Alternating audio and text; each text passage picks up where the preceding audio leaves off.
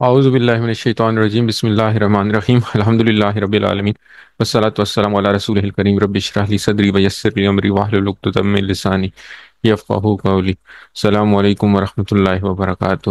آئیے قرآن سمجھیے ایک آسان طریقے سے حصہ بل نماز کے ذریعے سبق نمبر 5 میں آپ کو خوش آمدید کہتا ہوں۔ ہم آج انشاءاللہ اپنے کورس کا فرسٹ کوارٹر جو ہے وہ کمپلیٹ کر لیں گے الحمدللہ۔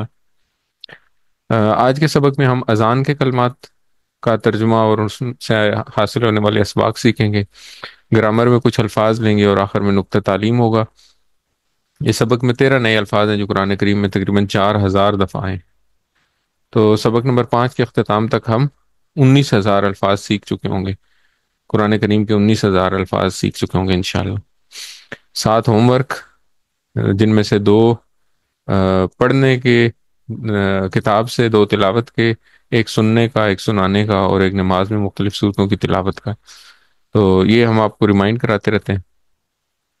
پاکٹ بک بھی اپنے پاس رکھیں۔ تو اذان کی طرف آتے ہیں۔ اذان کیا ہے؟ اللہ تعالیٰ کی طرف سے مخصوص اوقات میں ملاقات اور کامیابی کے لیے دعوت کا اعلان ہے۔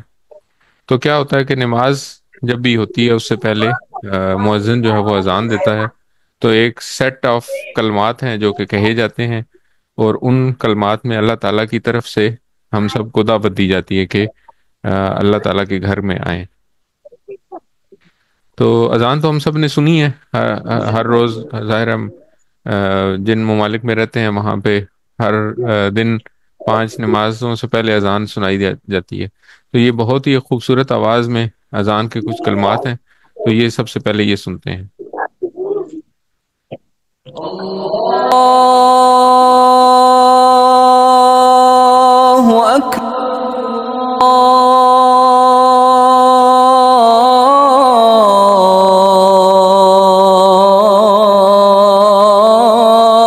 الله أكبر.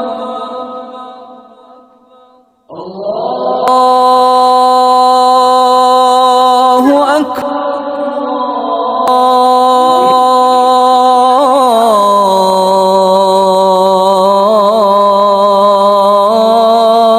الله أكبر. أشهد أن لا إله إلا الله.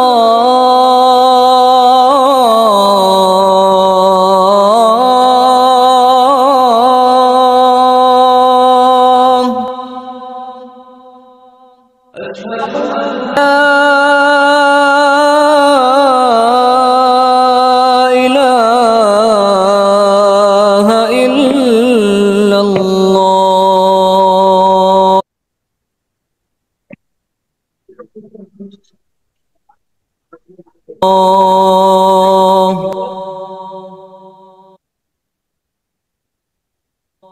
أشهد أن محمد رسول الله.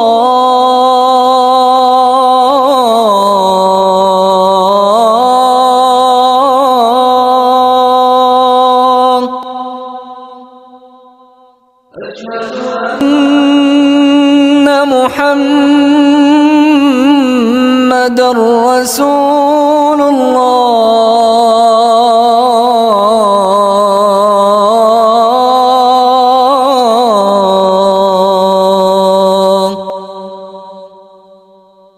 حي على الصلاة.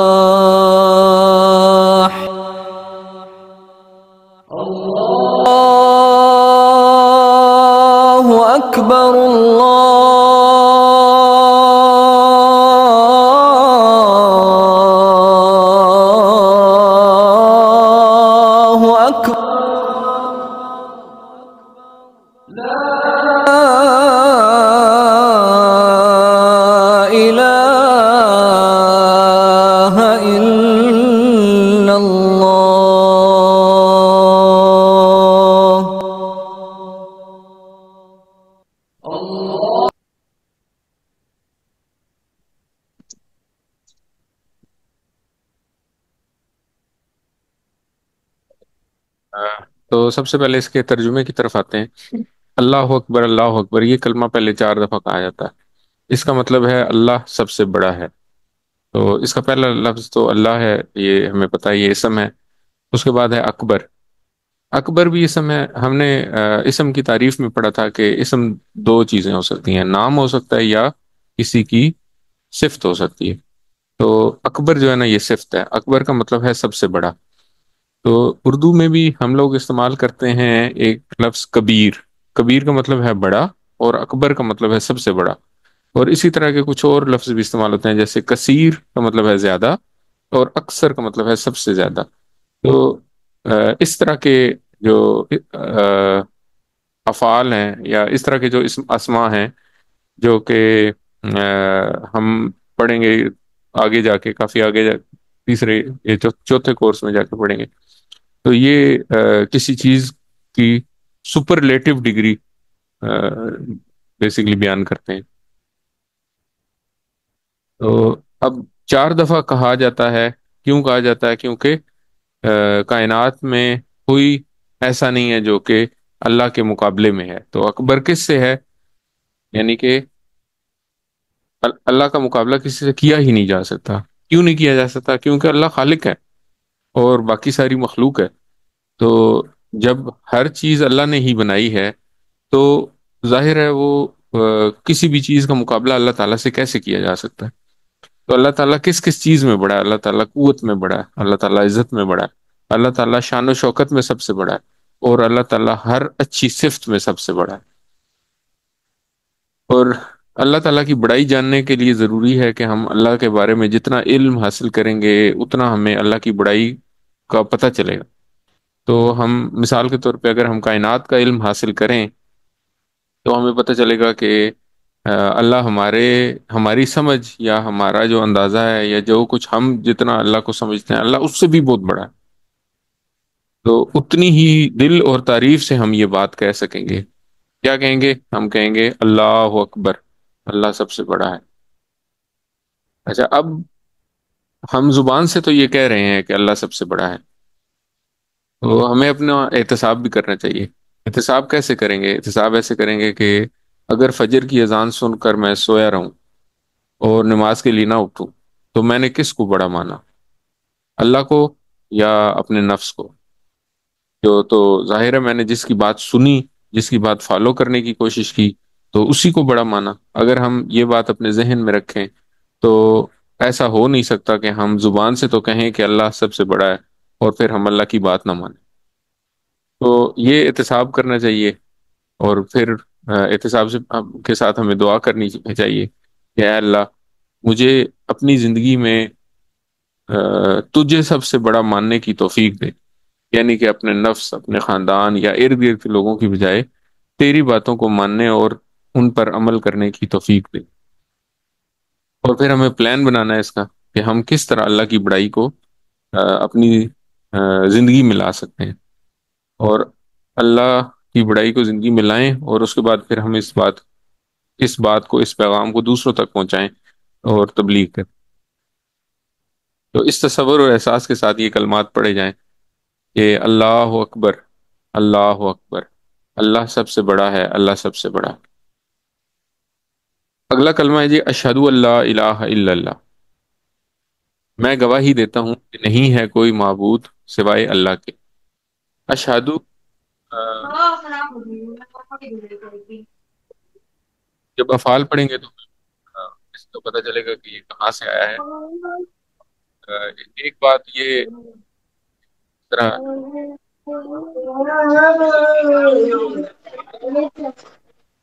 عینی شاہد، تو یہ الفاظ ہیں جو کہ یہ بتاتے ہیں کہ آ، یہ بھی، اس کا بھی مطلب انہی سے متعلقہ ہے۔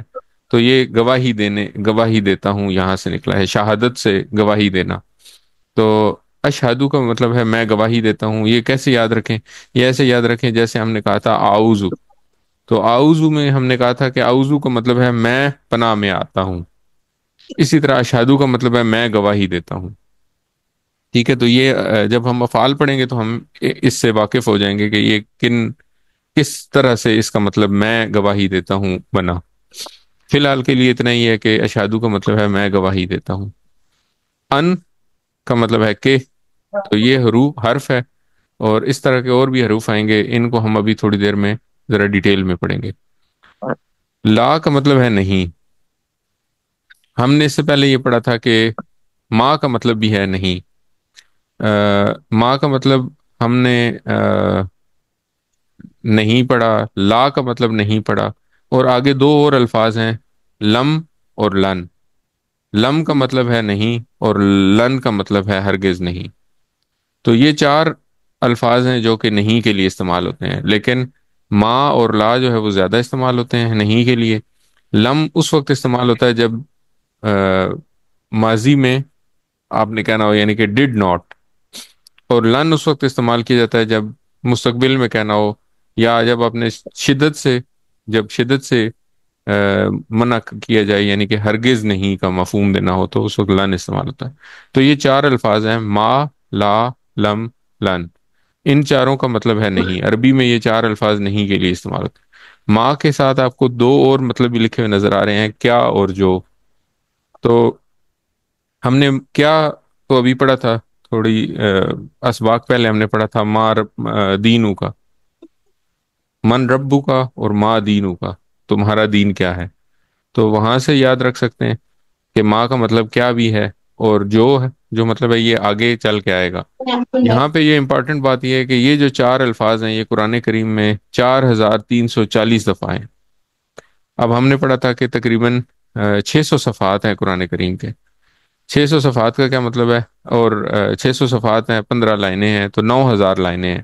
تو ہر دوسری لائن میں یہ لفظ ہمیں نظر آئے گا آن ایوریج، ان چار الفاظ میں سے کوئی نہ کوئی لفظ نظر آئے گا ہر دوسری لائن میں۔ تو اس لیے یہ لفظ بہت امپورٹنٹ ہے، ان کو یاد رکھیے۔ ما نہیں، لا نہیں، لم نہیں، لن ہرگز نہیں۔ ما، لا، لم، لن، یہ چار الفاظ۔ الہ اردو میں بھی ہم استعمال کرتے ہیں، معبود کے لیے لفظ استعمال ہوتا ہے، اور اس کی جمع ہے الہ، آلہہ۔ اللہ ہم نے الا اللہ، اللہ کا مطلب ہے سوائے، یہ ہم نے سورہ فاتح میں پڑھا تھا، الا الذین انعمت علیہم، نہیں یہ ہم نے نہیں پڑھا۔ اللہ کا مطلب ہے سوائے، تو اللہ کا مطلب ہے اللہ، تو سوائے اللہ کے۔ تو اس طرح اس جملے کا مطلب ہوا، میں گواہی دیتا ہوں کہ نہیں کوئی معبود سوائے اللہ کے۔ اب آپ نوٹ کریں کہ یہاں پہ یہ لفظ استعمال ہوا ہے، اشہدو اللہ الہ الا اللہ۔ تو یہاں پہ یہ بھی ہو سکتا تھا اللہ اکبر کے بعد یہ بھی ہو سکتا لا الہ الا اللہ محمد رسول اللہ۔ تو اشہدو انا جو ہے نا یہ بڑا امپورٹنٹ ہے، اس کے اوپر غور کرنے کی ضرورت ہے۔ اشہدو انا کیوں، اشہدو کیوں، میں گواہی دیتا ہوں کہنے کی ضرورت کیوں ہے؟ تو گواہی دینے کا مطلب یہ ہے کہ آپ باقی لوگوں کے سامنے یہ بات کہہ رہے ہیں، آپ یہ گواہی دے رہے ہیں کہ اللہ کے سوا کوئی معبود نہیں ہے۔ آپ صرف یہ نہیں کہہ رہے، آپ اپنے دل میں تو کہتے ہیں کہ میں جانتا ہوں، یعنی کہ آپ کا عقیدہ ہے کہ اللہ کے سوا کوئی معبود نہیں۔ یہاں پہ اس سے ایک سٹیپ آگے بڑھ کے آپ کہہ رہے ہیں، آپ دوسروں کے سامنے کھڑے ہو کے گواہی دے رہے ہیں۔ آپ کہتے ہیں کہ میں گواہی دیتا ہوں کہ نہیں ہے کوئی معبود اللہ کے سوا۔ اب الہ کے کیا معنی ہے؟ الہ کے معنی میں چار چیزیں آتی ہیں۔ الہ کے معنی ہے کہ جس کی عبادت کی جائے، جس سے مدد مانگی جائے، ٹھیک ہے، جس کا شکر ادا کیا جائے، اور جس کا حکم مانا جائے۔ یہ چار چیزیں، مدد اور جس پہ توکل کیا جائے، یہ ایک ہی بات ہے۔ تو چار چیزیں ہیں کہ جس کی عبادت کی جائے، اور مشکل وقت میں جس سے مدد مانگی جائے۔ جو نعمتیں آپ کو ملی ہیں ان نعمتوں پہ شکر جس کا ادا کیا جائے، اور جس کا حکم مانا جائے، ان تمام باتوں میں اللہ کے سوا کوئی الہ نہیں۔ یہ عقیدہ توحید ہے۔ تو چار چیزیں، ان چار چیزوں میں ہم اللہ کے سوا کسی اور کو شریک نہیں ٹھہرا رہے، اس چیز کی گواہی دی جا رہی ہے۔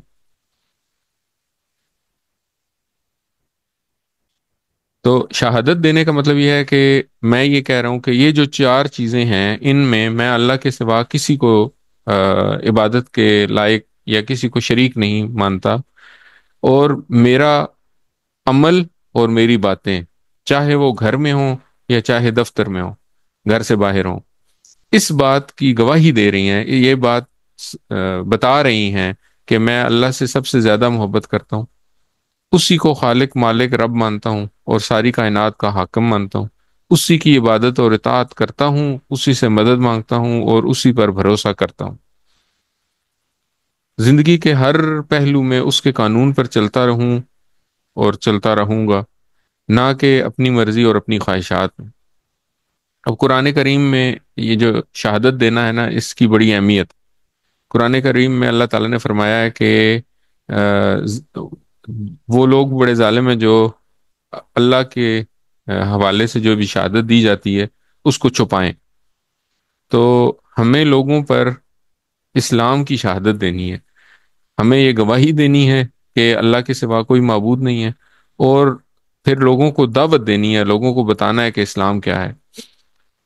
اور یہ کام کتنا امپورٹنٹ ہے، یہ کام یہ نبیوں کا کام ہے بیسیکلی، تو نبیوں کا کام ہے جو کہ نبی کریم صلی اللہ علیہ وسلم کے بعد ان کی امت کو سونپ دیا گیا، اور ہر اذان میں، ہر اقامت میں، ہر تشہد میں ہم یہ کلمات ادا کرتے ہیں، اشہد ان لا الہ الا اللہ، اور یہ کلمات ادا کرنے سے ان کلمات کی ریپیٹیشن سے ہمیں یہ یاد کرایا جاتا ہے کہ ہم نے یہ کام کرنا ہے۔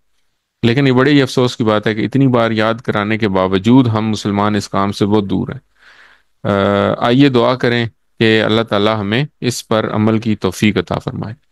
تو اس تصور اور احساس کے ساتھ کہ یہ ریسپانسبلٹی ہے ہمارے اوپر کہ ہم نے دوسروں تک میسج پہنچانا ہے کہ اللہ کے سوا کوئی معبود نہیں، اور یہ میسج صرف زبان سے نہیں پہنچانا، یہ اپنے عمل کے ذریعے بھی پہنچانا ہے۔ تو یہ کلمات ادا کریں اور ان کا ترجمہ یا ان کا مفہوم جو ہے وہ اپنے ذہن میں رکھیں۔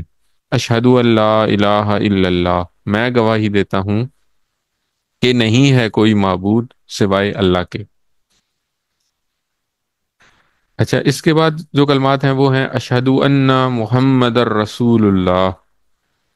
یہاں پہ بھی وہی کلمات ہیں، اشہدو کا مطلب ہے میں گواہی دیتا ہوں، انا کہ، تو اس سے پہلے ہم نے پڑھا کہ ان کا مطلب بھی کہ ہے اور انا کا مطلب بھی یہاں پہ کہ ہے۔ تو یہ جو ان اور انا جو ہے نا، یہ دو الفاظ ہو گئے، اور اسی سے ملتے جلتے دو الفاظ اور ہیں۔ ایک ان کا مطلب ہے اگر، تو اس کے لیے ان کا مطلب ہے اگر، اور ایک ہے انا کا مطلب ہے بے شک۔ تو یہ چار الفاظ ہیں جو تقریباً ایک جیسے ہیں، مطلب اگر دیکھا جائے تو الف اور نون ہے، تھوڑے سے حرکات تبدیل ہیں، لیکن ان کے مفہوم کتنے تبدیل ہو جاتے ہیں۔ تو ان کو یاد رکھنے کے لیے ہم مثالوں کا سہارا لیں گے۔ میں نے آپ کو پہلے بتایا تھا کہ حروف چونکہ مکس ہو جاتے ہیں، ان کے مطلب مکس ہو جاتے ہیں، تو حروف کو یاد رکھنے کے لیے ہم ایگزامپلس کا سہارا لیں گے۔ تو ہم ان اور انا کے لیے ایگزامپل رکھیں گے اپنے ذہن میں، اشہد اللہ الہ الا اللہ، اور انا کے لیے لیں گے اشہد ان محمد رسول اللہ، اور یہ یاد رکھیں گے کہ ان دونوں کا مطلب ہے کہ۔ اچھا، ان کا مطلب جو یاد رکھنے کے لیے ہم جب بھی ان کا لفظ قرآن کریم میں کہیں پہ بھی آئے گا، اس کا مطلب ہم نے دیکھنا ہے، تو ہم ذہن میں لفظ لے کے آئیں گے انشاءاللہ۔ انشاءاللہ کا کیا مطلب ہے؟ اگر اللہ نے چاہا۔ تو ان کا مطلب ہے اگر، اور اس کے لیے مثال یہ ہوگی انشاءاللہ۔ اور چوتھا لفظ ہے انا کا مطلب ہے بے شک۔ اس کو کیسے یاد رکھیں گے؟ اس کو یاد رکھنے کے لیے یہ مثال ذہن میں رکھیں گے، جہاں پہ بھی انا کا لفظ آئے گا وہاں پہ ہم یہ مثال سامنے رکھیں گے، ان اللہ مع الصابرین، بے شک اللہ صبر کرنے والوں کے ساتھ ہے۔ تو یہاں سے ہم اس کی مثال لیں گے بے شک۔ تو یہ چار الفاظ چار مثالوں کے ساتھ یاد رکھیں گے تو انشاءاللہ ان کے مطلب جو ہیں وہ گڑبڑ نہیں ہوں گے۔ اور یہ کتنے امپورٹنٹ الفاظ ہیں، یہ اتنے امپورٹنٹ الفاظ ہیں کہ یہ تقریباً 3000 دفعہ یہ چار الفاظ قرآن کریم میں آئے ہیں۔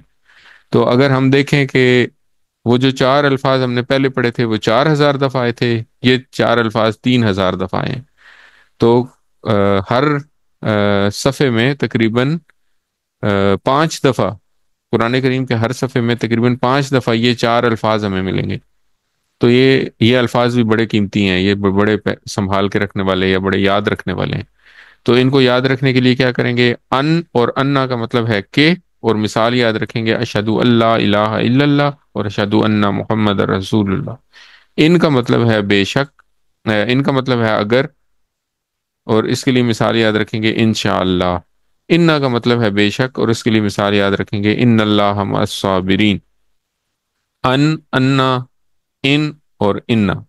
انا کا مطلب ہے کہ، اور ان کا مطلب ہے اگر، انا کا مطلب ہے بے شک. جی تو انشاءاللہ ہم یہ جب مثالیں یاد رکھیں گے تو یہ الفاظ ہمیں کبھی نہیں بھولیں گے. محمدن، محمد جو ہے یہ ہمارے نبی کریم صلی اللہ علیہ وسلم کا نام ہے، تو یہ بھی اسم ہے. اور ویسے اس کا مطلب ہے کہ جس کی سب سے زیادہ تعریف کی جائے. اور جب بھی محمد کا نام آتا ہے تو ہم کیا کرتے ہیں؟ ہم درود پڑھتے ہیں. تو درود پڑھتے ہیں، سب سے جو شارٹیسٹ درود ہے وہ ہے صلی اللہ علیہ وسلم. تو اب معنی جس طرح اس کا معنی ہے کہ جس کی سب سے زیادہ تعریف کی جائے، تو ہسٹوریکلی یہ پروون ہے کہ ہر وقت نبی کریم صلی اللہ علیہ وسلم کے اوپر سب سے زیادہ درود پڑا جاتا ہے. تو تعریف سب سے زیادہ کس کی جاتی ہے؟ محمد صلی اللہ علیہ وسلم کی. رسول جو ہے اس یہ عام زبان میں بھی ہم استعمال کرتے ہیں رسول. رسول کی جمع ہے رسل. تو رسول اللہ کا مطلب ہے اللہ کے رسول ہیں. تو یہاں پہ ہم کیا گواہی دے رہے ہیں؟ یہ دوبارہ وہی لفظ ہے. یہ نہیں کہا گیا کہ اللہ اکبر لا الہ الا اللہ محمد رسول اللہ، بلکہ یہ کہا گیا کہ اللہ اکبر اشہدو ان لا الہ الا اللہ اشہدو ان محمد رسول اللہ. تو اشہدو جو ہے یہ بڑا امپورٹنٹ ہے. اشہدو کا مطلب ہے کہ میں گواہی دیتا ہوں کہ میری باتیں اور میرا عمل، چاہے گھر میں ہو یا گھر سے باہر ہو، یہ بتا رہا ہے کہ میں اللہ اور اس کے بعد اس کے رسول سے سب سے زیادہ محبت کرتا ہوں. آپ صلی اللہ علیہ وسلم کی لائی ہوئی تعلیمات کو بلا چوں چرا مانتا ہوں. قرآن اور آپ صلی اللہ علیہ وسلم کی سنت کو حق اور باطل کی کسوٹی مانتا ہوں. تو اس کے ساتھ پھر اگلی بات یہ ہے کہ آپ نبی کریم صلی اللہ علیہ وسلم کی اطاعت کے لیے مجھے کسی دوسری دلیل کی ضرورت نہیں. جو آپ صلی اللہ علیہ وسلم نے پسند کیا وہ میری پسند ہے، اور جس سے آپ صلی اللہ علیہ وسلم نے منع کیا میں اس سے باز ہوں. تو یہ بہت بڑی بات ہے. یہ بات کرنے کے بعد ہمیں اپنی زندگی کے اوپر، زندگی میں، اپنی زندگی پہ، اپنی روزمرہ کی زندگی پہ، آج کے دن پہ غور کرنے کی ضرورت ہے کہ آج میں نے کون سا ایسا کام کیا جو نبی کریم صلی اللہ علیہ وسلم کی تعلیمات کے خلاف ہے. اور ہمیں پھر پلان کرنا ہے کہ کس طرح میں اپنی زندگی میں نبی کریم صلی اللہ علیہ وسلم کی سنتیں اور نبی کریم صلی اللہ علیہ وسلم کے جو بتائے ہوئے راستہ ہے اس کو میں اپنی زندگی میں لے کے آؤں.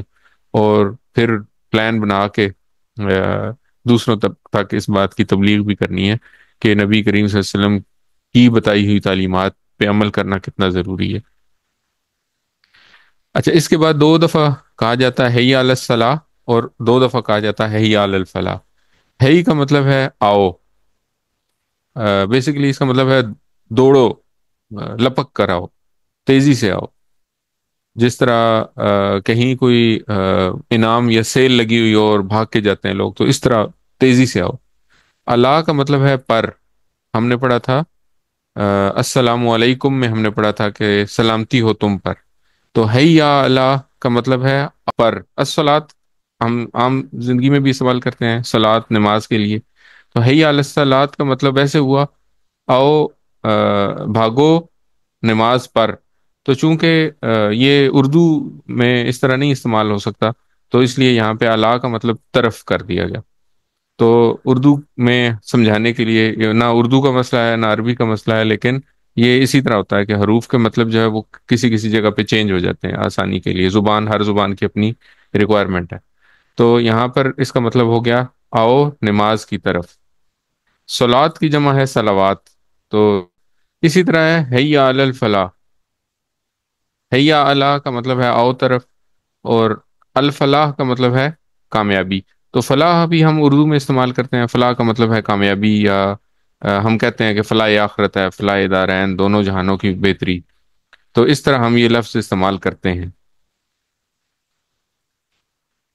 تو تصور اور احساس مطالعے کے بعد ہم کیا کرتے ہیں؟ ہم تصور اور احساس کرتے ہیں. تصور اور احساس کریں اگر تو ہم پھر اس میں سے اسباق نکالیں گے. اب یہ نہیں کہا گیا کہ نماز پڑھو اپنی اپنی جگہ پر، بلکہ کہا گیا کہ نماز کی طرف آؤ، یعنی مسجد میں نماز پڑھنے کے لیے آؤ، گویا نماز کو قائم کرو. اور دوسری دفعہ یہ کہا گیا کہ نماز کو آؤ گے تو کیا ہوگا؟ ہر قسم کی فلاح ملے گی، اور فلاح پانے کا راستہ بھی ملے گا. اب اس کے کیا فائدے ہیں؟ اس کے یہ فائدے ہیں کہ دل اور دماغ کے لیے فائدے ہیں۔ نماز کیا ہے؟ نماز ذکر ہے، اور اللہ کے ذکر سے کیا ہے؟ سکون ملتا ہے۔ پھر نماز میں قرآن پر غور کرو گے، پہلے تو دعا کرو گے کہ اے اللہ ہمیں ہدایت دے دے، تو پھر قرآن کی شکل میں ہدایت دے دی جائے گی۔ جب ہدایت ملے گی، ایمان میں، عقل و حکمت میں اضافہ ہوگا۔ آخرت پر غور کرو گے تو دل اور دماغ کو دنیاوی فکروں سے آزادی ملے گی۔ جسمانی فائدے ہیں، وضو کے ذریعے صفائی ہوتی ہے، نماز کے لیے آنا جانا، پھر اٹھنا جھکنا سجدہ کرنا، وقت کی پابندی بنتی ہے۔ جو لوگ نماز مسجد میں پڑھتے ہیں ان کو اندازہ ہے کہ وہ نمازوں کے حساب سے اپنے کام پلان کرتے ہیں، اور رات کو جلدی سوتے ہیں تاکہ صبح نماز کے لیے اٹھ سکیں، صبح جلدی اٹھ جاتے ہیں۔ پھر اس کے بعد ان کے کام بھی جو ہے نا وہ نماز کے اوقات کے ساتھ پلان ہوتے ہیں، کہ یہ کام میں نے فجر کی نماز کے بعد کرنا ہے، یہ ظہر اور عصر کے درمیان میں یہ کروں گا، عصر کے بعد میں یہاں جاؤں گا۔ تو اس طرح ان کے شیڈیول بھی ان کا اسی طرح پلان ہوتا۔ اور اس کے علاوہ اجتماعی فائدے میں، یہ تو انفرادی فائدے تھے، اجتماعی فائدے کیا ہیں نماز کے؟ کہ روزانہ پڑوسیوں سے ملاقات ہوتی ہے۔ جب مسجد میں نماز پڑھی جاتی ہے جماعت کے ساتھ، تو کیا ہوتا ہے کہ روزانہ پڑوسیوں سے ملاقات ہوتی ہے، ان کے خبریں پتہ چلتی رہتی ہیں، ان کی خوشی غمی کی خبریں پتہ چلتی ہیں۔ جو لوگ نمازی ہوتے ہیں، مستقل نمازی ہوتے ہیں، جب وہ کوئی اور نمازی ایک آدھ یا دو نمازوں میں نظر نہ آئے تو ان کو فکر شروع ہو جاتی ہے کہ کہیں وہ بیمار تو نہیں ہے، کوئی مشکل تو نہیں ہے۔ تو اس طرح کیا ہوتا ہے کہ معاشرہ جو ہے وہ مضبوط بنتا ہے، معاشرے میں تعلقات بہتر ہوتے ہیں لوگوں کے آپس میں، اور معاشرہ جو ہے وہ اچھا معاشرہ تشکیل پاتا ہے۔ اور سب سے اہم فائدہ، آخرت میں ہمیشہ ہمیشہ کے لیے فلاح مل۔ فلاح کا ایک اور مطلب بھی ہے۔ فلاح کا جو ذکر یہاں پہ کیا گیا ہے، وہ اس کا ایک اور مقصد بھی ہے۔ اس کا ایک مقصد یہ ہے کہ انسان کئی دفعہ اپنے کسی کام میں مصروف ہوتا ہے، اور وہ نماز اذان سن کر بھی کہتا ہے کہ میں یہ اپنا کام کر لوں تو پھر میں نماز پڑھ لوں۔ تو اس کو بتایا جاتا ہے کہ ایسا نہیں ہے، بلکہ نماز میں کامیابی، اصل کامیابی نماز کے اندر ہے۔ تو کئی دفعہ بندہ یہ کہتا ہے کہ میں یہ کام کر لوں، میرا بزنس رک جائے گا تو میں نماز جو ہے میں تھوڑی دیر بعد پڑھ لیتا ہوں۔ تو اس کو یہ سمجھایا گیا ہے کہ نماز کی طرف آؤ، کامیابی اس طرف ہے، نہ کہ کامیابی تمہارے کام میں جو تم کام کر رہے ہو، اس کام کو چھوڑو اور نماز کی طرف آؤ۔ تو اس تصور اور احساس کے ساتھ ان کلمات کی پریکٹس کریں: حی علی الصلاح، آؤ نماز کی طرف، حی علی الفلاح، آؤ کامیابی کی طرف۔ اس کے بعد پھر دوبارہ کہا جاتا ہے اللہ اکبر، اللہ اکبر، اللہ سب سے بڑا ہے، اللہ سب سے بڑا ہے، اور لا الہ الا اللہ، کوئی معبود نہیں سوائے اللہ کے۔ تو جن کلمات کے ساتھ اذان شروع کی گئی تھی، انہی کلمات کے ساتھ اختتام ہوتی ہے۔ اس کا کیا مطلب ہے؟ اس کا مطلب ہے کہ اللہ کی بڑائی کو مانتے ہوئے آ جاؤ یہاں پہ، یعنی کہ یہ کہا جا رہا ہے کہ تم مانو یا نہ مانو، اللہ تو سب سے بڑا ہے ہی۔ تو تمہاری بہتری، تمہاری فلاح جو ہے وہ اس میں ہے کہ اللہ کی بڑائی کو مانتے ہوئے آ جاؤ نماز کے لیے، یا اللہ کی طرف آ جاؤ۔ اگر نہیں تم نہیں بھی مانو گے تو اللہ تو اپنی جگہ بڑا ہی ہے، تمہارے ماننے نہ ماننے سے اس کی بڑائی پر کوئی اثر نہیں پڑتا، بلکہ الٹا تمہارا اپنا نقصان ہوگا۔ اور اگر تم آؤ گے تو یہ نہیں ہے کہ اللہ تعالیٰ کو کوئی فائدہ ہوگا تمہارے آنے سے، بلکہ تم ہی دنیا اور آخرت کی فلاح پاؤ گے۔ لا الہ الا اللہ جو ہے، اس کے بارے میں دو باتیں ہیں کہ یہ بڑا پیارا کلمہ ہے۔ نبی کریم صلی اللہ علیہ وسلم کی ایک حدیث ہے کہ جس کا آخری کلمہ لا الہ الا اللہ ہوگا وہ جنت میں داخل ہوگا۔ تو یہ حدیث سنتے ہی ہمیں دعا کرنی چاہیے کہ اے اللہ ہمیں بھی توفیق دے کہ ہمارا آخری کلمہ لا الہ الا اللہ۔ اور دوسرا، نبی کریم صلی اللہ علیہ وسلم نے یہ ہدایت دی ایک صحابی کو کہ جو شخص مر رہا ہو اس کو لا الہ الا اللہ پڑھنے کی تلقین کر۔ تو یہ مختلف جگہوں پہ نوٹ کیا گیا ہے، مختلف لوگوں نے دیکھا بھی ہوگا، کہ آپ لوگوں میں سے بھی ہو سکتا ہے کسی کو کچھ ہوا ہو، کسی نے کچھ اس طرح کا ایکسپیرینس کیا ہو کہ کئی دفعہ قریب المرگ کسی بندے کو اگر کلمہ پڑھنے کی تلقین کی بھی جائے تو کئی دفعہ وہ نہیں پڑھ سکتا۔ تو جب تک آپ زندگی میں وہ چیز نہیں لے کے آئیں گے، اپنی زندگی اللہ کے راستے کے مطابق نہیں گزاریں گے، تو اس وقت تک یہ نہیں ہو سکتا کہ زندگی آپ کسی اور طریقے سے گزارتے رہیں، مرتے وقت کلمہ نصیب ہو جائے۔ اگر اللہ کا ذکر زبان پر زندگی میں رہے گا تو مرتے وقت بھی انشاءاللہ کلمہ نصیب ہوگا۔ تو اس کے لیے یہ بہت ضروری ہے کہ ہم اپنی زندگیوں کو سیدھا کریں، زندگیوں کو ٹھیک کریں۔ پاکٹ بک جو ہے وہ بڑی امپورٹنٹ ہے، تو اس پہ ہم بار بار بات کرتے رہتے ہیں، اس کو اپنے ساتھ رکھیں۔ اور یہ جتنے الفاظ، جو بھی ووکیبلری آج ہم نے پڑھی، بہت آسان ہے، روز ہم اذان سنتے ہیں، اس کا مطلب ہم سب کو آتا ہی ہے۔ بس صرف جو غور کرنے والی باتیں ہیں وہ چند باتیں تھیں جو میں نے آپ کو بتائیں، کہ اشہد اللہ الہ الا اللہ کیوں کہا جاتا ہے، اور حی علی الصلاح حی علی الفلاح کا کیا تھوڑا سا مطلب ہم نے ایکسپلین کیا۔ باقی اس کے علاوہ تو یہ سارا کچھ آپ سب کو بھی پتہ ہے۔ تو اب ہم لیتے ہیں بریک، پھر پڑھیں گے گرامر۔ السلام علیکم ورحمۃ اللہ وبرکاتہ۔ اعوذ باللہ من الشیطان الرجیم، بسم اللہ الرحمن الرحیم، الحمد للہ رب العالمین والصلاۃ والسلام علی رسولہ الکریم، رب اشرح لی صدری ویسر لی امری واحلل عقدۃ من لسانی یفقہوا قولی۔ السلام علیکم ورحمۃ اللہ وبرکاتہ۔ آئیے قرآن سمجھیے، سبق نمبر 5 حصہ بی جو ہے اس میں ہم گرامر پڑھتے ہیں۔ تو گرامر میں آج ہمارا جو سبق ہے وہ ہے لفظ کی قسمیں، جو ہم پہلے بھی پڑھ چکے ہیں، اور آج ہم نے حروف شروع کرنے ہیں انشاءاللہ۔ تو گرامر ہم ٹی پی آئی کے ساتھ سیکھ رہے ہیں۔ ٹی پی آئی کے 7 کمپوننٹس ہیں، جن کے بارے میں کل ہم نے پڑھا تھا کہ یہ 7 کمپوننٹس کیوں 7 ہیں، مطلب کیوں ہم ان ساروں کو ملا کے پڑھتے ہیں، تاکہ ہمارے دماغ میں زیادہ سے زیادہ بجلیاں چمکیں اور ہمیں چیزیں یاد ہوں، جب ہمیں ریکال کرنی ہو تو آسانی سے یاد آئیں اور دیر تک یاد رہیں۔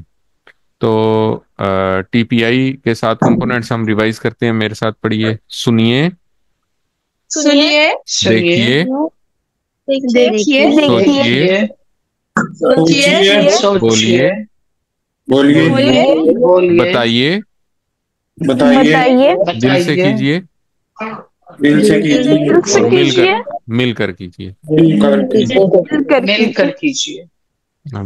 تو ابھی تک ہم نے کیا پڑھا؟ ابھی تک ہم نے اسم کے بارے میں پڑھا۔ ہم نے کیا پڑھا؟ ہم نے مسلم، ہم نے پڑھا کہ اسم جو ہے اس کی 2 نشانیاں ہیں، یا اس کے آخر میں تنوین ہوگی یا شروع میں الف لام ہوگا۔ تو المسلمن ہوگا، المسلمو ہوگا یا مسلمن ہوگا۔ تو یہاں پہ آسانی کے لیے، مطلب ان دونوں نشانیوں میں سے کوئی بھی چیز ہو سکتی ہے، تو یہاں پہ اس کو دونوں چیزوں کو ہٹا دیا گیا تاکہ دونوں میں سے کچھ بھی ہو تو ہم اس کو دیکھ سکیں۔ پھر ہم نے پڑھا کہ من ہوا، تو ہم نے 7 ٹکڑے پڑھے اور ہم نے ان ٹکڑوں کے ذریعے پڑھا کہ من ہوا وہ کون ہے، تو اس کا جواب تھا ہوا مسلم، وہ مسلمان ہے۔ پھر ہم نے پڑھا من ہم، وہ سب کون ہیں، تو اس کا جواب تھا ہم مسلمون۔ ہم مسلمون، وہ سب مسلمان ہیں۔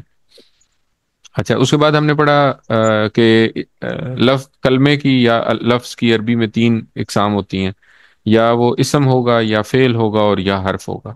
پہلے سبق میں ہم نے پڑھا تھا کہ ہر سطر میں 9 الفاظ ہیں، قرآن کریم کی ہر سطر میں 9 الفاظ ہیں۔ تو انٹرسٹنگ بات یہ ہے کہ ان میں سے 3 اسم ہیں، 3 فعل ہیں اور 2 حرف ہیں، اور نامہ جو ہے وہ یا اسم ہے یا فعل ہے یا حرف ہے، تو یہ مختلف۔ تو آپ اگر آپ قرآن کریم کی کوئی بھی سطر نکالیں تو آپ اس چیز کو چیک کریں کہ کیا واقعی یہ بات صحیح ہے۔ قرآن کریم میں اسم سب سے زیادہ ہیں، اس کے بعد افعال ہیں، افعال اور اسم تقریباً ایک جیسے ہیں، لیکن اصل میں ہم افعال میں ان اسموں کو بھی کاؤنٹ کرتے ہیں جو اس فعل میں سے ڈیرائیو ہوئے ہیں، یہ ہم بعد میں پڑھیں گے کہ کون سے اسم ہیں۔ اور حرف جو ہے نا وہ کم ہے، سب سے کم ہے، تو اسم فعل اور حرف اس ترتیب سے۔ اس کے بعد ہم نے یہ پڑھا کہ اسم کی کیا نشانی ہے۔ اسم اگر ہوگا، خاص ہوگا تو اس سے پہلے الف لام آئے گا، اگر اسم نکرہ ہوگا یا عام اسم ہوگا تو اس کے آخر میں تنوین آئے گی۔ تنوین ڈبل زبر بھی ہو سکتی ہے، ڈبل پیش بھی ہو سکتی ہے اور ڈبل زیر بھی ہو سکتی ہے۔ پھر ہم نے یہ پڑھا کہ جمع جب بنائی جاتی ہے مذکر کی تو یہ واو نون یا نون سے آتی ہے۔ جیسے ہم نے پڑھا المسلمو، مسلمن، مسلمن، مسلمن۔ پھر ہم نے پڑھا مسلمون، مسلمین۔ اور کل ہم نے پڑھا کہ جب مؤنث ہوگی تو مسلماتن ہوگا اور اس کی جمع ہوگی مسلماتن، تو مسلماتن ہوگا یا مسلماتن ہوگا، مسلماتن ہم نے پڑھا کہ کوئی لفظ نہیں ہوتا۔ تو یہ ہم پڑھ چکے ہیں۔ فعل ابھی ہم نے نہیں پڑھا، اور آج ہم حرف شروع کریں گے۔ حرف وہ ہیں جو کہ اسم اور فعل کو آپس میں ملاتے ہیں، تو جو چیز اسم نہیں ہے، جو چیز فعل نہیں ہے، وہ حرف ہے۔ آج جو ہمارے سبق میں ہم نے 3 حروف پڑھنے ہیں، تو ان میں سے 2 حرف تو ہم پہلے ہی پڑھ چکے ہیں، صرف ایک ہی ہم نے نیا پڑھنا ہے۔ تو جو پہلا حرف ہے وہ ہے لی۔ یہ ہم نے کہاں پہ پڑھا ہے؟ یہ ہم نے پڑھا ہے الحمدللہ ہی میں۔ تمام تعریفیں اور شکر اللہ کے لیے۔ تو لی کا مطلب ہے اللہ کے لیے۔ لیے۔ لی جو ہے یہ لام زیر لی بھی آ سکتا ہے اور لام زبر لا بھی آ سکتا ہے، تو ان دونوں کا مطلب ہے لیے۔ دوسرا لفظ جو ہم نے پڑھنا ہے وہ ہے من۔ من ہم نے کہاں پہ پڑھا تھا؟ کوئی بتا سکتا ہے؟ اعوذ باللہ من من اعوذ الشیطان باللہ الرجیم من الشیطان الرجیم۔ تو من کا مطلب ہے سے، سے۔ میں پناہ میں آتا ہوں اللہ کی شیطان مردود سے۔ تو صحیح۔ من کا مطلب ہے سے، تو یہ بھی ہم نے پڑھا ہوا ہے۔ اور تیسرا ہے ان۔ ان جو ہے یہ ہم نے ابھی نہیں پڑھا، لیکن یہ بھی بڑا آسان ہے۔ تو ان کا مطلب ہے سے، یا کسی چیز کے بارے میں جب آپ بات کرتے ہیں تو اس کا مطلب ہے ان، اس کے لیے آپ ان استعمال کرتے ہیں۔ تو یہ جو 3 حروف ہیں، ہم نے 7 حروف پڑھے ہیں پہلے۔ کون کون سے ٹکڑے پڑھے تھے جو ہم نے؟ وہ ٹکڑے ایک دفعہ ریوائز کریں میرے ساتھ۔ ہو، ہم،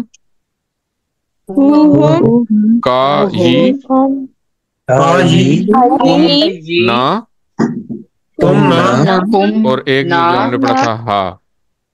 ہاں، ہاں تو یہ جو مونس کے۔ 4، جی جی مونس کے لیے، یہ جو 7 ٹکڑے ہیں، ان 7 ٹکڑوں کو ہم ان 3 حروف کے ساتھ جوڑیں گے۔ تو جب ان 7 ٹکڑوں کو پہلا حرف جو ہے وہ ہے لا، تو لا کے ساتھ جب جوڑیں گے تو یہ کچھ ایسے بنے گا۔ لہو، جی، تو لی یاد رکھنے کے لیے الحمدللہ ہم یاد رکھیں گے۔ لی کا مطلب ہے لیے، تو لیے یاد رکھنے کے لیے یہاں سے رکھیں گے۔ اور یہ دیکھیں کہ یہ قرآن کریم میں 1361 دفعہ آیا ہے، تو تقریباً قرآن کریم کی ہر سطر میں 2 دفعہ یہ لفظ آیا ہو۔ یہ کتنا امپورٹنٹ لفظ ہے! ہر صفحے پہ 2 دفعہ، سوری ہر سطر کہہ رہا ہوں، ہر صفحے پہ 2 دفعہ آیا ہو۔ تو الحمدللہ یاد رکھنے کے لیے، اور جب ان ٹکڑوں کے ساتھ جوڑیں گے تو یہ بنے گا لہو اس کے لیے، لہم ان سب کے لیے، لکا ان سب کے آپ کے لیے، لی میرے آپ لیے، کے لیے، لکم میرے آپ سب کے لیے، لنا آپ سب ہمارے کے لیے، لیے، اور لہا ہم سب کے اس لیے، عورت کے لیے۔ اس تو عورت کے لیے۔ اب میرے ساتھ ساتھ پڑھیں، میرے پیچھے پڑھیں، اور ساتھ ساتھ اشارے بھی کرنے۔ لہو اس کے لیے، لہو اس کے لیے، لہم کے لیے، ان سب کے لیے، لہو ان سب کے لیے، لکا آپ کے لیے، لگا آپ کے لیے، آپ لی کے لیے، میرے لیے، لی میرے لیے، لکم میرے لیے، آپ سب کے لیے، لکم لکم آپ کے لیے، آپ لنا سب کے لیے، ہمارے لیے، تم سب کے لیے، لنا اور ہمارے، لہا اس عورت کے لیے۔ لہا اس عورت کے لیے۔ اب جب ہم اشاروں کے ساتھ ایک دفعہ پڑھ چکے ہیں، تو اب ہمارے ذہن میں ان کا ٹرانسلیشن جو ہے وہ رہے گی۔ لا کا مطلب ہمیں پتہ ہے کہ لیے ہے، اور باقی ٹکڑوں کا بھی ہمیں مطلب پتہ ہے، تو ہم اب صرف اشارے کریں گے اور عربی پڑھیں گے۔ تو میرے ساتھ پڑھیں، لہو، لہو، لہم، لکا، لکا، لی، لی، لکم، لنا، لنا، لہا، لہا، لہو، لہم، لہو، لکا، لی، لی، لکم، لنا، لہا، لہو، لہم، لکا، لی،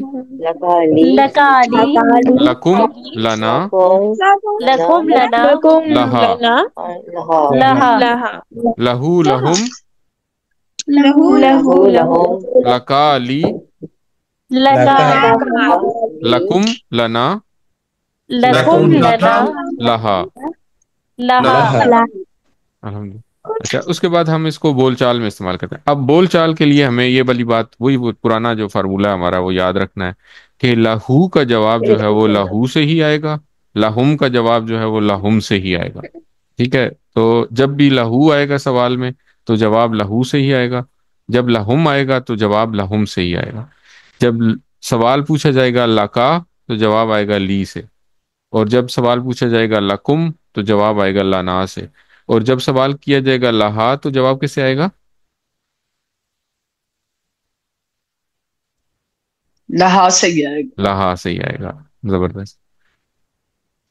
تو قرآن کریم ہم سب کے لیے ہے، تو قرآن کریم کی طرف اگر ہم اشارہ کریں تو ہاذا کا مطلب ہے یہ، اور ہم نے شروع میں پڑھا تھا کہ کا مطلب ہے کیا، تو ہاذا کا مطلب ہے کیا یہ، لہو اس کے لیے ہے.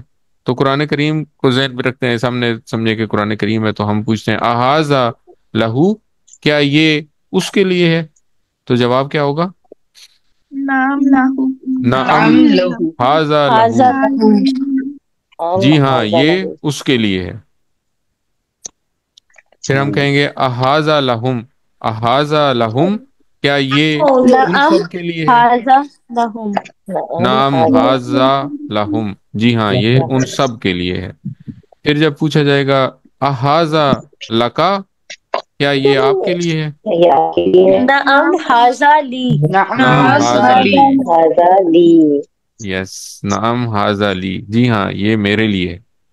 اور جب پوچھا جائے گا احاذا لکم، کیا یہ آپ سب کے لیے ہے؟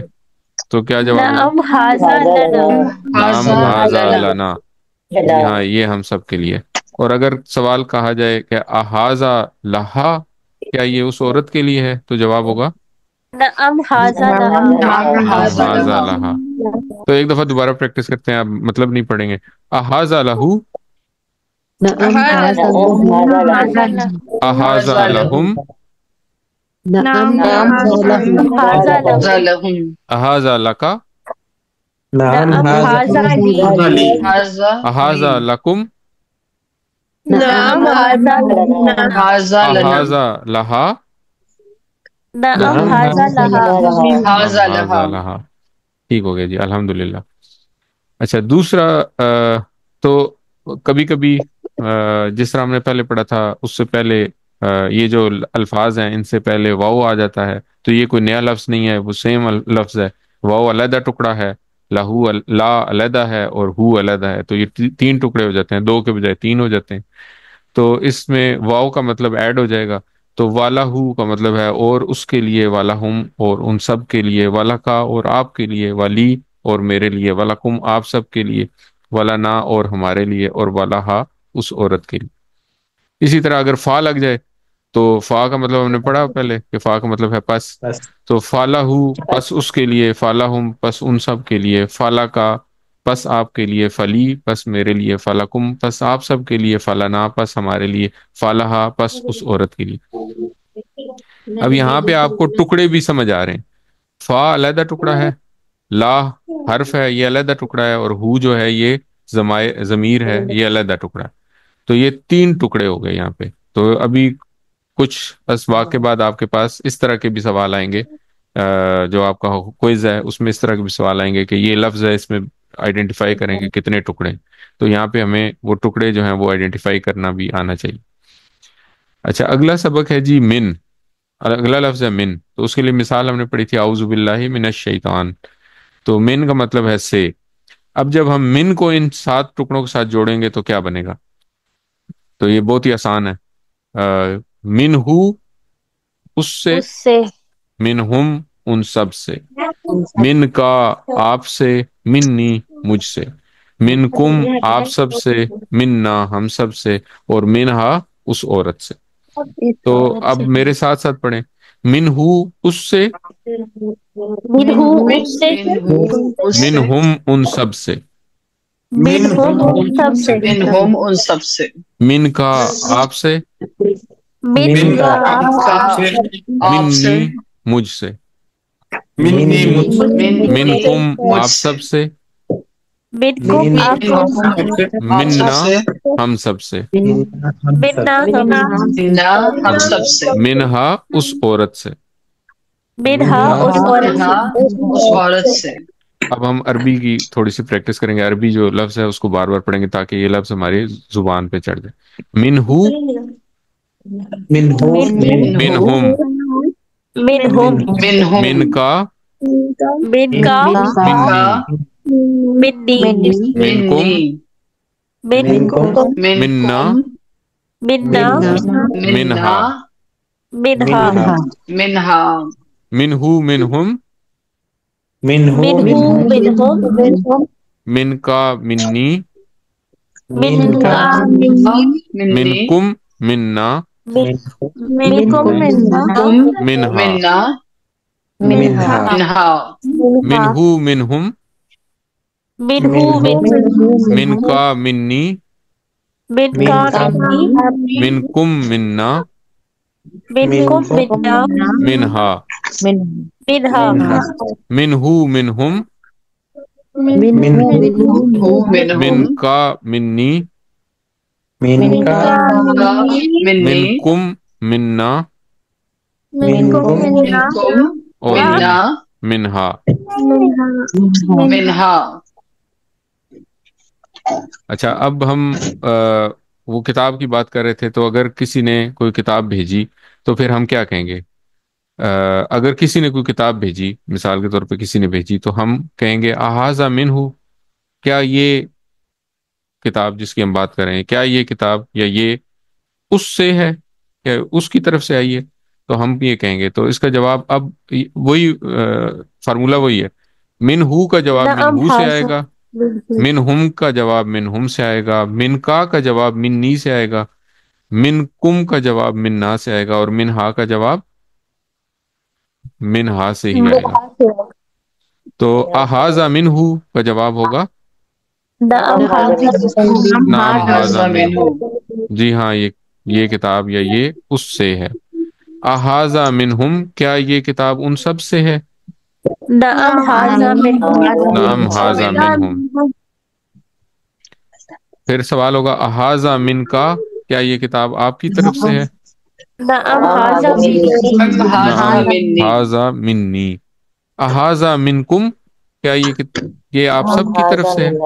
نعم ھذا ھذا منا. منا. منا. اور احاذا منہا، کیا یہ کتاب اس عورت کی طرف سے ہے؟ نعم ھذا ہاذا منہا. نعم ھذا منہا. الحمدللہ. تو اس کی دوبارہ پریکٹس کرتے ہیں. احاذا منہ، ہاذا منہ. احاذا منہم، نعم ھذا منہم. ہاذا منہم. احاذا منکا، نعم ھذا منی. ہاذا منی. احاذا منکم، نعم ھذا منا. احاذا منہا، نعم ھذا منا. ہاذا نعم منہا. ھذا منہا. الحمدللہ. تو اسی طرح جس طرح ہم نے وہاں پہ پڑھا تھا، اسی طرح ان الفاظ سے پہلے واو اگر آ جائے گا تو یہ پریشانی کی کوئی بات نہیں، کوئی نیا لفظ نہیں ہے. یہ وہی واو ہے جس کا مطلب ہے اور، من کا مطلب ہے سے، اور ہو کا مطلب ہے اس. تو اس طرح یہ تین ٹکڑے ہو جائیں گے اور ان کا مطلب بن جائے گا اور اس سے، ومنہ اور اس سے، ومنہم اور ان سب سے، ومن کا اور آپ سے، ومنی اور مجھ سے، ومنکم اور آپ سب سے، ومننا اور ہم سب سے، ومنہا اور اس عورت سے. اچھا، تو یہ تو دو ہو گئے. تیسرا جو ہے نا وہ ہے ان. تو کل ہم نے پڑھا تھا، مثال پڑھی تھی ابو بکر رضی اللہ عنہ. تو ان کا مطلب ہے سے. تو رضی اللہ عنہ کا مطلب ساروں کو پتہ ہے، اللہ راضی ہو ان سے، اس سے یا اللہ راضی. ان سے. تو وہاں یہاں سے اس مثال سے ہم اس کا مطلب یاد رکھیں گے کہ ان کا مطلب ہے سے. تو جب ان کو ان ٹکڑوں کے ساتھ جوڑا جائے گا تو کیا بنے گا؟ انہو اس سے، انہم ان سب سے، ان کا آپ سے، انی مجھ سے، انکم آپ سب سے، انا ہم سب سے، اور انہا اس عورت سے. تو ہم نے پڑھا تھا حضرت عائشہ رضی اللہ عنہا اور حضرت ابو بکر رضی اللہ عنہ. تو وہ یہ دو ٹکڑے ہیں، انہا اور انہا. تو میرے ساتھ پڑھیں، انہو اس سے، انہو اس سے، انہو اس سے، انہم ان سب سے، انہم ان سب سے، انہم ان سب سے، ان کا آپ سے، ان کا آپ ان سے، کا آپ سے، انی مجھ سے، انی مجھ انی سے، مجھ سے، انکم آپ سب سے، انکم آپ انکم سب آپ سے، سب سے، انا ہم سب سے، انا ہم سب انا سے، ہم سب سے، اور انہا اس عورت سے. انہا اس عورت سے. عنہا اس عورت سے. تو اب صرف عربی پڑھتے ہیں. انہو انہم انہو انہو انہم انکا انی انکا انی انکم انا انکم انا انکم اور انہا. انہا انہا انہا انہو انہم انہو انکا انی انکا انی انکم انا انکم انا اور انہا. انہا انہو انہم انہو انہم انکا انی انکا انی انکم انا انکم انا اور انہا. انہا. تو الحمدللہ اس طرح ہم نے 7 ٹکڑے جو پہلے پڑے تھے ان کے ساتھ جب ہم نے 3 الفاظ ملائے تو یہ کتنے بن گئے؟ 21 الفاظ بن گئے. تو بیسیکلی ہم نے کیا کیا، ہم نے 7 ٹکڑے پہلے پڑھے اور 3 لفظ بعد میں پڑھے. تو 7 کو 3 سے ملٹیپلائی کراس ٹیبل بنایا تو یہ 21 الفاظ ہم نے سیکھ لیا الحمدللہ. اور یہ 21 الفاظ جو ہیں یہ بڑے قرآن کریم میں تقریباً 5000 بار آئے ہیں.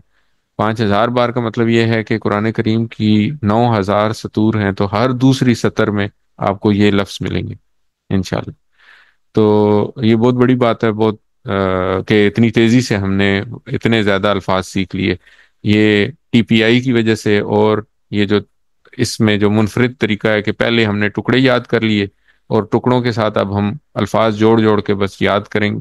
یاد کیا کریں گے، مطلب لفظ کا مطلب دیکھیں گے اور ان کو ان ٹکڑوں کے ساتھ جوڑیں گے تو وہ ہمارے لیے بہت آسان ہو جائے گا انشاءاللہ. تو آج کے سبق میں ہم نے 3 صرف نئے الفاظ سیکھے، لی، من اور ان. ان میں سے بھی 2 الفاظ ہم پہلے اپنی نماز والے حصے میں پڑھ چکے ہیں. لی کا مطلب ہے لیے اور مثال ہے الحمدللہ.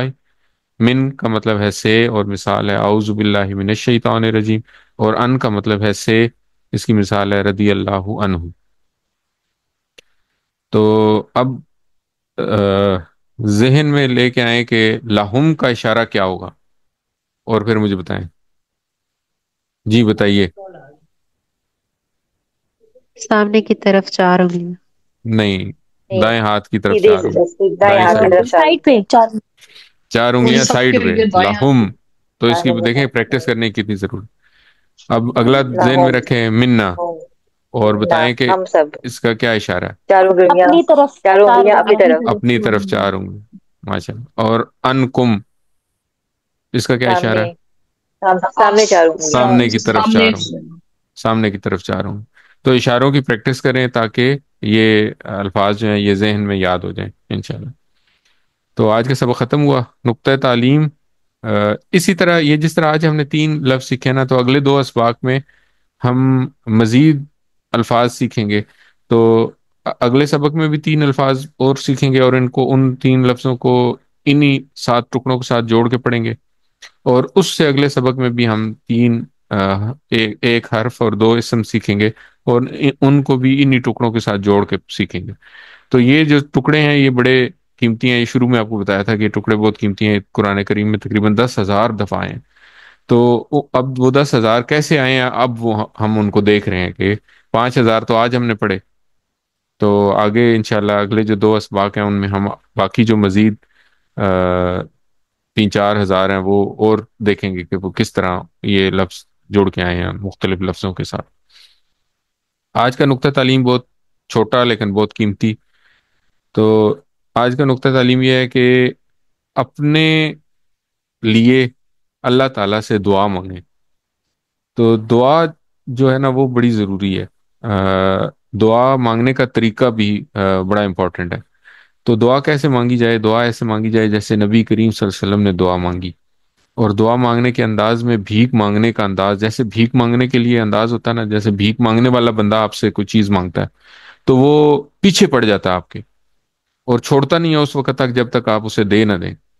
تو اس طرح بھیک مانگنے کے انداز میں دعا مانگیں. اور دعا کیا ہے؟ دعا بڑی آسان ہے، ہم لوگ روز پڑھتے ہیں. دعا ہے رب زدنی علما، اے اللہ میرے علم میں اضافہ فرما. تو یہ دعا جو ہے یہ ہر نماز کے بعد پڑھنی چاہیے. نبی کریم صلی اللہ علیہ وسلم نے سکھائی یہ دعا ہمیں، اللہ تعالیٰ نے نبی کریم صلی اللہ علیہ وسلم کو سکھائی اور نبی کریم صلی اللہ علیہ وسلم نے ہمیں بتائی. تو یہ دعا بڑی قیمتی ہے، یہ دعا ہر نماز کے بعد اپنے لیے پڑھیں تاکہ اللہ تعالیٰ، اور بھیک کے انداز میں اللہ تعالیٰ سے قرآن کا علم مانگے کہ اللہ ہمیں قرآن کا علم دے، اور یہ علم جو ہے یہ ہماری کامیابی کے لیے بہت ضروری ہے، تو ہمیں یہ علم چاہیے اور یہ چاہیے، اور یہ علم بس تو ہمیں دے دے. تو بس یہ نقطہ تعلیم ہے آج کا.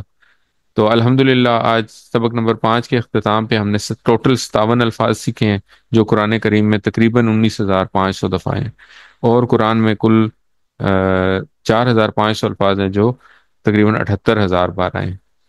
تو الحمدللہ ہم اپنے ٹارگٹ کے نصف کے پاس پہنچ گئے ہیں پہلے 5 اسباق میں. تو اگلے 15 اسباق میں ہم باقی نصف جو ہے وہ کریں گے. 7 ہوم ورک ہیں، 2 تلاوت کے، ایک 5 منٹ قرآن کریم سے پڑھنے کا اور 5 منٹ اپنے حافظے سے پڑھنے کا، 2 پڑھنے کے، ایک کتاب سے اور ایک ووکیبلری کارڈ سے. اس کے علاوہ 2 کام اور بھی ہیں، ایک وہ جو ٹیکسٹ بک میں کام کرنا ہے وہ والا کام، اور ایک جو کوئز کرنا ہے، کوئز اٹیمپٹ کرنا ہے وہ والا کام. تو کوئز بہت سارے لوگوں نے اٹیمپٹ کیے ہوئے ہیں لیکن بہت سارے لوگوں کے مسنگ بھی ہیں.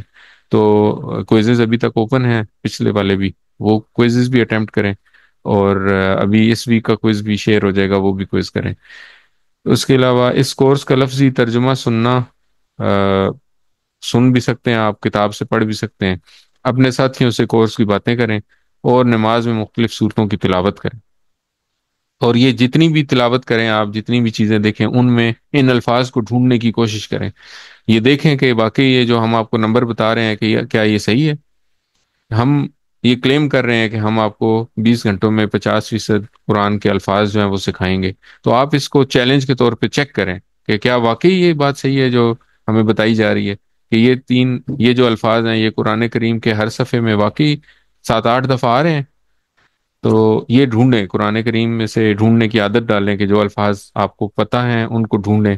جب آپ ان کو ڈھونڈیں گے تو آپ کو ایک سینس آف سیٹسفیکشن ہوگی کہ قرآن کریم مجھے آنا شروع ہو گیا. آپ پہلا صفحہ کھولیں گے، قرآن کا کوئی بھی صفحہ کھولیں رینڈملی، اور اس میں دیکھیں کہ کون کون سے الفاظ ابھی تک آپ کو آ گئے. تو یہ آپ کو سٹیمولیٹ بھی کرے گا، یہ آپ کو یعنی کہ ایک پازیٹیو ری انفورسمنٹ ہوتی ہے کہ جب آپ کوئی کام سیکھتے ہیں اور آپ کو اس کا فروٹفل نتیجہ نظر آ رہا ہوتا ہے تو یہ بڑا اچھا لگتا ہے. تو میں نے ابھی آپ کو بتایا کہ ہم نے قرآن کریم کے تقریباً 25% الفاظ جو ہے نا وہ ابھی تک سیکھ لیے ہیں الحمدللہ. تو آپ اس چیز کو چیک کریں، قرآن کھول کے اس میں دیکھیں کہ کیا واقعی ہم نے 25% الفاظ سیکھ لی. اور یاد رکھیں کہ اللہ تعالیٰ نے قرآن سیکھنے کے لیے آپ کا انتخاب کیا ہے، اس انتخاب کو نظر انداز مت کریں. اپنے لیے دعا کریں رب زدنی علما، اور اپنے ساتھیوں کے لیے بھی دعا کریں کہ اے اللہ قرآن کی کلاس میں قرآن کو سیکھنے میں ہماری مدد فرما. ووکیبلری کارڈ آپ کو اپنی ووکیبلری انہانس کرنے میں مدد دے گی. اور ٹیچر بنیے. آج جو ہم نے سیکھا وہ بہت آسان ہے، وہی تین نئے الفاظ سیکھے، نئے الفاظ بھی نہیں بلکہ 3 الفاظ سیکھے جو کہ 7 ٹکڑوں کے ساتھ ملا کر پڑھے، تو وہ بہت انٹرسٹنگ ہوا. تو آپ نے جو کچھ سیکھا وہ اپنے ارد گرد لوگوں کو سکھائیں. لوگوں کو سکھانے کا فائدہ یہ ہوتا ہے کہ سب سے زیادہ فائدہ آپ کو ہوگا، آپ خود اچھا سیکھیں گے، اور پھر ٹیچر بننے کے لیے اگر ٹریننگ چاہیے ہوگی تو وہ بھی ملے گی انشاءاللہ. اللہ تعالیٰ سے دعا ہے کہ وہ ہمیں قرآن کو پڑھنے، سمجھنے، غور کرنے، یاد کرنے، عمل کرنے اور پھیلانے کی توفیق عطا فرمائے. سبحان اللہ و بحمدہ، سبحانک اللہم و بحمدک، نشہد ان لا الہ الا انت، نستغفرک و نتوب الیک. السلام علیکم ورحمۃ اللہ وبرکاتہ.